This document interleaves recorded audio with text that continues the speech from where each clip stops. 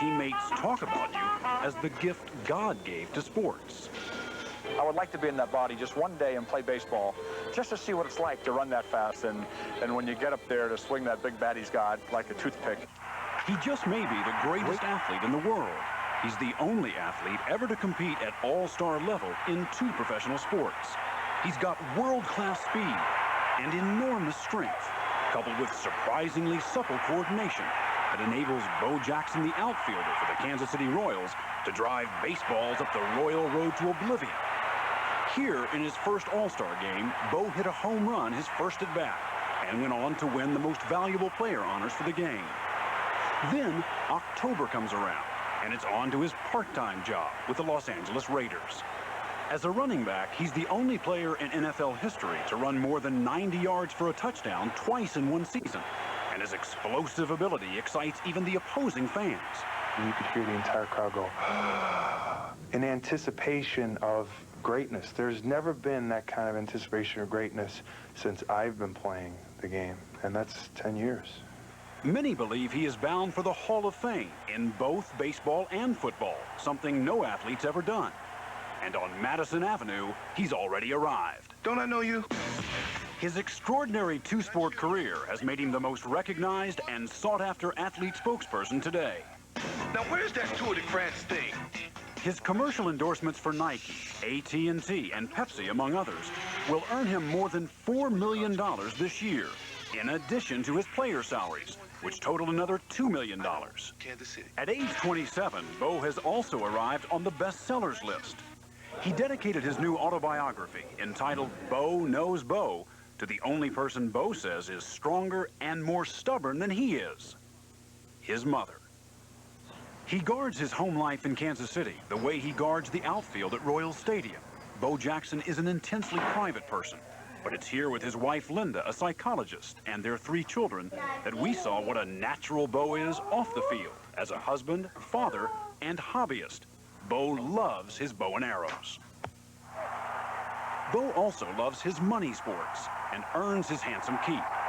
Though he's never done any serious weight training and only practiced 3 days before hitting the football field this year, he scored 2 touchdowns in his debut. We interviewed him the following day. Are you sore? Yes, I'm always sore after my first game. In the very first play, I thought they had cut me in half right at the rib cage. Bruised rib, sore shoulder, sore neck from hitting because you don't do that in baseball. You write in the book, football is easy if you're crazy as hell. Baseball's easy if you've got patience. Which of those is the more natural state for Bo Jackson? I guess you can say the football side. The crazy side. Yes. It's just simply what I said. You have to be crazy to play the game. And I've been this way all my life. There are some people who know you well, who say that the first week of the football season, you practically undergo a personality change. True. Anxious, a little nervous, perhaps? Oh, maybe a little hard to get along with? Yes. It's just an attitude. It's a mood change. The switch to football is more mental than physical for Bo, and he admits that the transition brings out a rather nasty and ill-tempered side of him, a side his Raider teammates like to kid him about. He's the big dog in baseball, but he's by far not the big dog here. There's some big dogs here. He starts his bully routine, and we tell him, yo, wait a second, man, wait a second. You got us mixed up with the shortstop and the third baseman. We're not taking that crap here. Go away. Bo Jackson's bully routine is a remnant of his childhood here in Bessemer, Alabama. Every year during his 10 days off between the baseball and football seasons, Bo comes back here to visit. He grew up bored and angry on this street that now bears his name, in this house with a working mother who had trouble controlling him. You say in the book that beating up on kids was the only thing you enjoyed in elementary school. True? Yeah. Beat up on kids, steal bikes, do anything. Just do something, whatever it took to make the day more interesting. So. You talked in the book also about being angry, feeling angry. What was that about? Growing up. I guess one thing is because I resented not having a father, just around the house. You know, it's hard to imagine today, looking at you, that people would have teased you growing up, but that happened too, didn't it? Because of the stuttering? Yes, had a in particular. very bad stuttering problem when I was young. And when people would tease you about your stuttering, I what beat would the hell out of them? Just as simple as that. They just had to pay the piper. You mentioned in the book that kids also teased you because you had to wear hand-me-downs from your sister. Your sister's shoes? Of course. There were times when I wore my sister's shoes to school, and the kids would look at my desk and see the shoes, and they'd say, those are girls' shoes. And I would lie and say, no, those are my shoes. But that's all that I had to wear at that time. You know, listening to you talk about it today, you're calm, you have some perspective about it all. Yeah. Is the angry Bo Jackson still inside of you?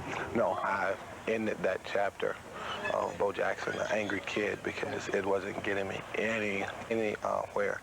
It was here on the athletic fields of McAdory High School that Bo Jackson made his anger work for him and earned a scholarship to Auburn University.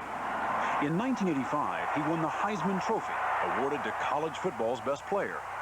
But that same year, Bo also tasted criticism in the press for the first time. He was accused by some sports writers of letting his team down in big games by refusing to play with injuries. It's a criticism that still bothers Bo today. You know, no one has ever questioned Bo Jackson's athletic prowess, but there are those who have questioned your heart. And that's a sore subject with you, isn't it? The heart, yes. Simply because you got people out there, you got people sitting up in the press box or wherever, making criticism, or they're criticizing the athlete out on the field. Well, this guy isn't playing because of this, or this guy isn't playing because of this. Who the hell are they to judge when it comes to a player's health? The risk of playing with injuries today could end his incredibly lucrative career. And after growing up so poor himself, the money does matter to Bo. I want my kids to have the best things out of life. Whenever there's a function at school where the kids have to pay, I don't want my kids to ever worry about, well, I wonder if mom or dad got the money so I could go on a field trip with the kids, which was always something that always scared the daylights out of me. Just walking home from school and waiting till mom get home from work that night and asking her, does she have some money? Does she have $5 that I could have so I'm able to go on the zoo field trip with the kids at school? And 90% of the time, she never had it. And I want things like that to be different for my kids. You know, there are millions of fans who would tell you that their greatest fantasy, their greatest thrill in life would be to step up to the plate and hit a home run in a major league game, or to dive over the goal line, score a touchdown in the NFL. And yet you say your greatest thrill came on August 2nd, 1988. Yes. Someone else was carrying the ball. Yeah, she was carrying the ball, and I was a spectator. And that was when our second son, Nicholas, was born. And when they actually handed Nicholas to him, I looked over and I saw tears in his eyes. And I said, Vincent, are you crying? Oh, well, a little bit. He didn't want to really admit to it. But then I guess he says, oh, well, I'm caught, so I might as well admit it. And he did. Running a 90-yard touchdown, hitting a 500-foot shot off of someone, facing Nolan Ryan, accepting a scholarship to college, and all the wealth and the accolades that have come with my athletic career can't touch that one moment when I was there to see my son come in the world. We interrupt this interview with Bo, the proud father, Bo knows calculus.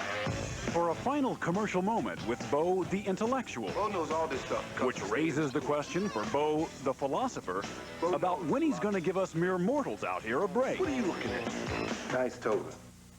Bo's got the perfect body and hardly works at it. Bo runs faster. Bo hits harder. Bo's teammates say he's superhuman.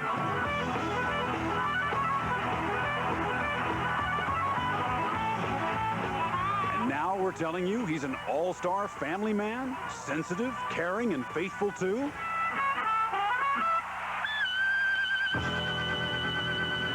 Yeah, I suppose we are. You say in your piece that he's married to a psychologist. Does that give him some balance? Does she analyze him? Well, she does. I mean, Bo kids about the fact that, first of all, that she looks like Tina Turner, and laughs about the fact that she's always psychoanalyzing him around the house. But, you know, when Bo gets angry at himself because of the way he played, or for whatever reason, Linda talks to him, they work through it together, it helps Bo, he knows it, and best of all, he says, she doesn't even charge him a fee. Might get rid of some of the, the anger that he had about his past, his early life, and things were so tough. Where did the name Bo come from? She calls him Vincent. That's his real name. Bo grew up with 9 brothers and sisters. The name comes from them because he was as tough as a boar hog, only they pronounced it Bo Hog. Shortened it to Bo, and there you have it. Oh, better to be a boar hog than be pig-headed, right? Which he's not. Which he's not. That was fun. Thank you. Interesting. When we come back, we'll tell you what has happened to a woman who was just a few years ago in the news every day. They even made a TV movie about her. Stay tuned.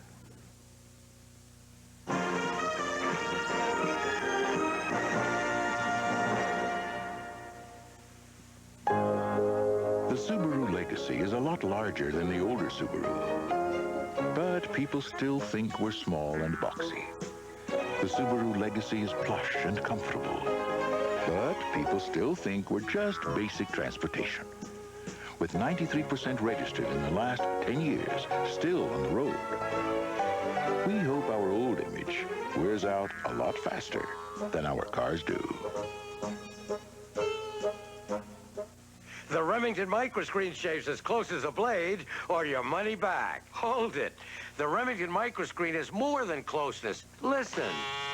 That powerful motor makes Remington a quick shave, and its 2 thin, flexible screens adjust for true comfort. The Remington microscreen, quick, comfortable, shaves as close as a blade, or your money back. Atta boy. That's Remington. And the perfect gift for women is the Lady Remington Rechargeable, also with a money-back guarantee. Did you know a lot of businesses didn't get the big savings other long-distance companies promised? So they're switching back to AT&T Pro Watts, our discount calling plan. With Pro Watts, you get extremely competitive prices and automatic discounts on international and all AT&T calling card calls. What's more, Pro Watts uses your regular phone lines. With all this and AT&T quality, what are you waiting for? Competitive price, another AT&T advantage.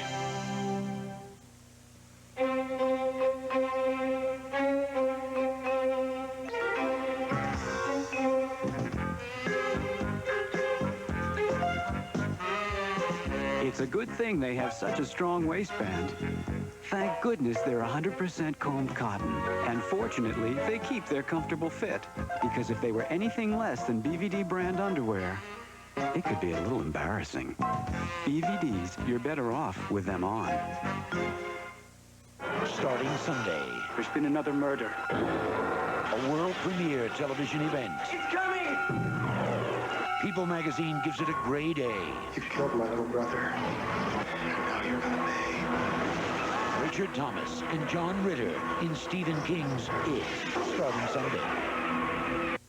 Monday. You were sprayed. MacGyver exposes illegal pesticides. I tested one of his vines. And the effects are deadly. You gonna help or not? MacGyver, Monday. Scary. Seems to be the nature of modern times that a person can be in the news headlines for months on end and then seem to vanish overnight. That has happened to the subject of this week's Whatever Happened To. She's Marybeth Whitehead, better known perhaps as the birth mother of baby M. Here's Barbara. They took a baby away from me, not an egg. That was my daughter. That was Sarah they took from me. She brought national attention to surrogate motherhood, legally, ethically, and emotionally. Marybeth Whitehead, married and the mother of 2 children, signed a contract to bear a child for Elizabeth and William Stern. She would be artificially inseminated with Stern's sperm and would receive $10,000 in exchange for the infant. Marybeth had a baby girl in 1986, and she reneged on the deal. To her, the contract was breakable. The bond between mother and child was not. The Sterns and Whiteheads fought bitterly in court over custody of baby M, and the cameras were glued to the drama. As the child approached her 2nd birthday in 1988, the New Jersey Supreme Court declared the surrogate contract illegal. The court gave custody of the baby to the Sterns, but said that Marybeth was her legal mother and entitled to visitation rights. Both parents accepted that ruling. So, whatever happened to Marybeth Whitehead? Come on, let's go. She is now Marybeth Gould, remarried and a homemaker living in New York. She has had 2 more children, Austin, who is 2, and 1-year-old Morgan. Her daughter Melissa, once known as Baby M, is almost 5. Marybeth is forbidden by the court to publicly show pictures of her. Melissa, now nicknamed Sassy, visits her birth mother regularly. The situation, Marybeth says, is similar to what happens in a divorce. Mommy lives in Bayport, Daddy lives in Tenafly, and she seems to be able to handle that fine. It doesn't seem to be a problem. Marybeth spends as much time as she can working to ban the practice of surrogacy. She says she hopes no other woman will experience her pain. I don't think that we can rewrite motherhood for infertile couples. There's got to be another way.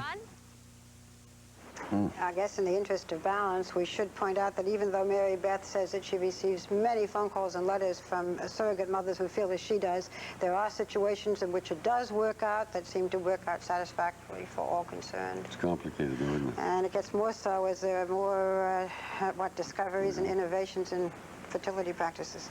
Time now to check out with Ted Koppel on what he's preparing on tonight's edition of Nightline. Ted? Hugh, later on Nightline, as the president leaves for Europe and the Middle East, we'll take a look at some of the mixed messages coming out of the White House to generate support for the administration's policy in the Gulf. And we'll talk with 2 former presidential assistants. Hugh? That's Nightline after your local news.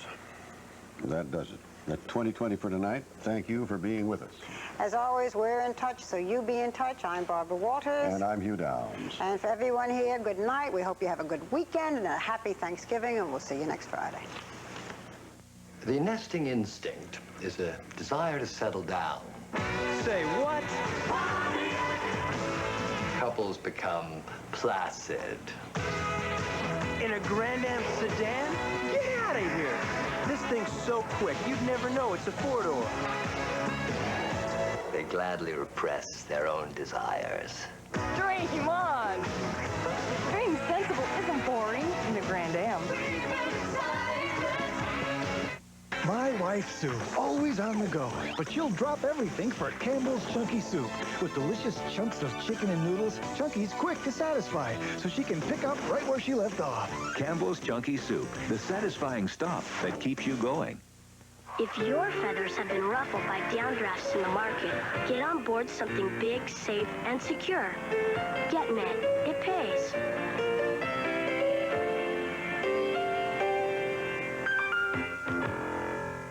I'm Rick Dees tonight. Wilson Phillips live right here. Take a stab at $40,000 on the mystery oldie. Alan Thicke will be here too. Let's meet between the sheets. End of the night. Late night tonight. Saturday, the #1 ranking is at stake at the ATP Tour World Championship. Then Jack Nicklaus, Greg Norman, and Curtis Strange headline the field at the RMCC Invitational. And ABC's College Football presents a classic rivalry as USC meets UCLA or Iowa in a key game against Purdue. It's all Saturday on ABC Sports.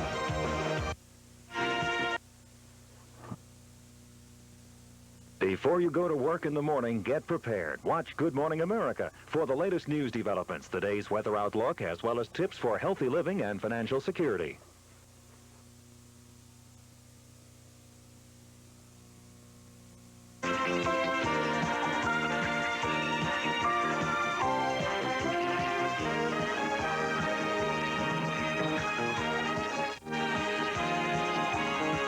If you wish a transcript of this program, please send $5 to Journal Graphics, 267 Broadway, New York, New York, 10007. This is 2020. A presentation of ABC News. More Americans get their news from ABC News than from any other source. America's watching ABC. Coming up next on Eyewitness News at 10, the jury is still out for a Green Bay teen accused of murder. Out of sight, but not out of mind. How members of the 890th are doing overseas, and a new address for them. And a night of jazz with the Bucks Band. We'll have those stories, high school hoops, and what's happening to those the hunters left behind. Eyewitness News is next.